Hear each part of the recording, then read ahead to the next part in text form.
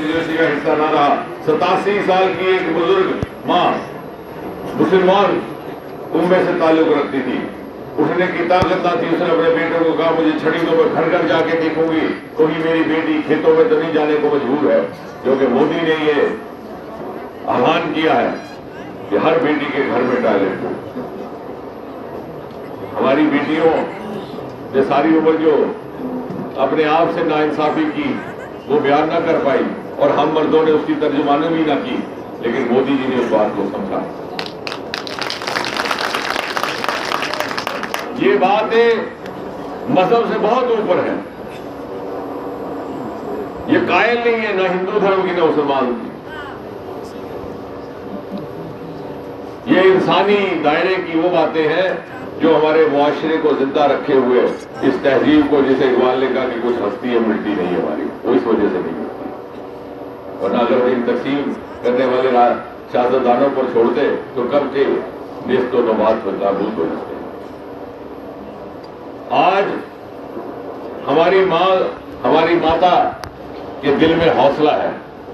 वो कैसे जागा जब उसने देखा मोदी जैसा एक इंसान रेल के पटरी पर चाय बेचते बेचते बेचते बेचते बेचते गरीब घर से आकर के सरमायों की कमी, महज और महज मेहनत के बलबूते पर आहिस्ता आहिस्ता आहिस्ता मुल्क के वजीर आजम के ओहदे तक पहुंच गया।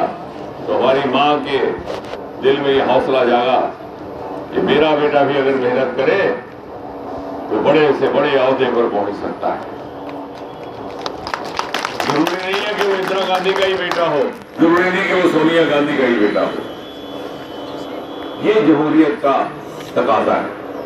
असल जमहूरियत ये है भाई बहनों, 50-60 साल जिस ढांचे को जमहूरियत समझते रहे वो जमहूरियत नहीं, वो खानदानी राज की आड़ में पनपता हुआ वो जमहूरियत जिसे हमें समझाएगा। और फिर दहशतगर्दी इन्हीं सियासतदानों की थी। वो चाहते ही नहीं थे कि दहशत खत्म हो, ताकि 10-15% वोट पड़ते थे वादी कश्मीर में, उसी से ये एमएलए बन जाते, खुद भी इनके बच्चे भी उसी से ये एमपी बन जाते, उसी से ये हुकूमतें भी बना लेते। आज फिजा खुली है। आज जब खुल करके वोट पड़ेंगे तो लोग अपनी ख्वाहिश का इजहार कर सकेंगे। ये चाहते थे कि वो साया, वो पर्दा, वो खौफ बना रहे दहशतगर्दी का, ताकि लोग बाहर वोट डालने आए ही ना, हमारे कारकुन डाल करके हमें पुष्ट दर पुष्ट वहां बिठाते रहे। आज कल तक जिन बच्चों के हाथ में बंदूक दे दी गई थी, आज उन बच्चों के हाथों में लैपटॉप है, कंप्यूटर है। क्या हम नहीं चाहते कि हमारे बच्चों का मुस्तकबिल बने? इन्होंने जो हमें झांसे दिए, कभी आजादी, कभी खुद मुख्तियारी, अरे साहब जो भी है, जो भी निजाम है, कोई माँ बाप, कोई वालिदैन ये तो नहीं चाहेगा कि उसके बच्चे का मुस्तकबिल नेस्तो नाबूद हो जाए। आज मोदी ने हमें पहली बार मौका दिया। आज इसी खित्ते से बच्चे आईएएस में जा रहे हैं, आईपीएस में जा रहे हैं। मोदी जी ने कहा ये इंटरव्यू का सिलसिला खत्म करो। हमारे ये हुक्मरान क्या करते रहे? हमारा बच्चा इम्तहान देता, नौकरी के लिए 100 नंबर लेता, इंटरव्यू में उसको फेल कर दिया जाता, और जिससे रिश्वत दी हो उसको 100 नंबर देकर के लगा दिया। यानी 4 नौजवानों की मदद करने के लिए, अपने मफाद के लिए हजारों नौजवानों के साथ नाइंसाफी, इससे बड़ा और गुनाह क्या हो सकता है? बच्चे तो साझे होते हैं। और इसलिए ये जो इस बार 2024 का इलेक्शन है, मैं इसलिए भी आपके सामने हाजिर हुआ ये कहते हुए कि 14 में हम परखे नहीं गए थे, अब हम परखे गए। अब ये जाहिर है, आज मैं अभी यूपी के चुनाव में भी रहा, जब पिछली बार हुआ, दूसरे इलाकों में भी, यूपी के प्रभारी में रहा। जब ये बात चली यही कि ये तकसीम करके वोट लेते हैं, तो एक हमारा मुसलमान भाई खड़ा हुआ, उसने कहा साहब चलिए मेरे मोहल्ले में एक भी मकान कच्चा नहीं रहा, सारे पक्के रहे।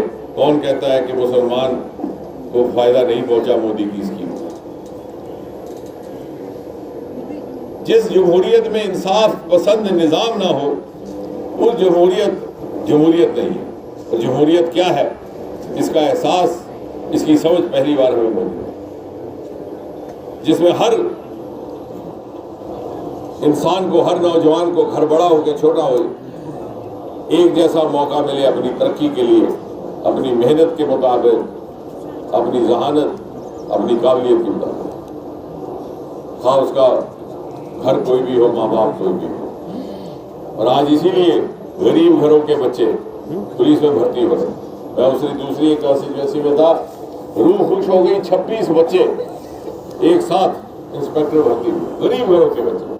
कहने के साथ शुक्र है ये इंटरव्यू वगैरह वाला आपने ड्रामा खत्म किया।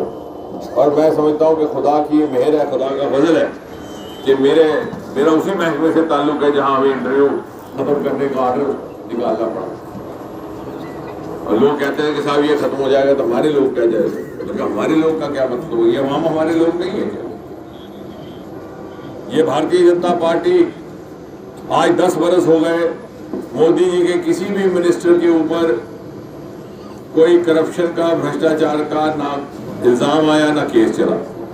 जबकि पिछली यूपीए के मिनिस्टर और उनके एमपी, उनके केस आज भी खुल रहे हैं, आज भी वो जेल खाने जा रहे हैं। 6 दिन जेल खाने, 6 दिन बाहर। लेकिन मोदी जी कभी ऐसा होने न देंगे, और ऐसा करने की कोई कोशिश करेगा तो उसको अपने साथ बिठाएंगे। तो यही मोदी जी की गारंटी है। और इसलिए 19 अप्रैल को जब हमने वोट डालना है तो हमने सिर्फ मोदी के लिए वोट नहीं डालना। मोदी ने तो वजीर आजम बनना ही बनना है, उन्हें कौन रोक सकता है? इस वक्त गली कूचे में चलने वाला आम इंसान ये कह रहा है। कल मैं गुजर रहा था एक जगह से तो मुझे एक रिटायर्ड हेडमास्टर साहब ने रोका। किसी सियासी पार्टी से उनका कोई ताल्लुक नहीं, सियासत से दूर तक लेना देना भी नहीं। वो एक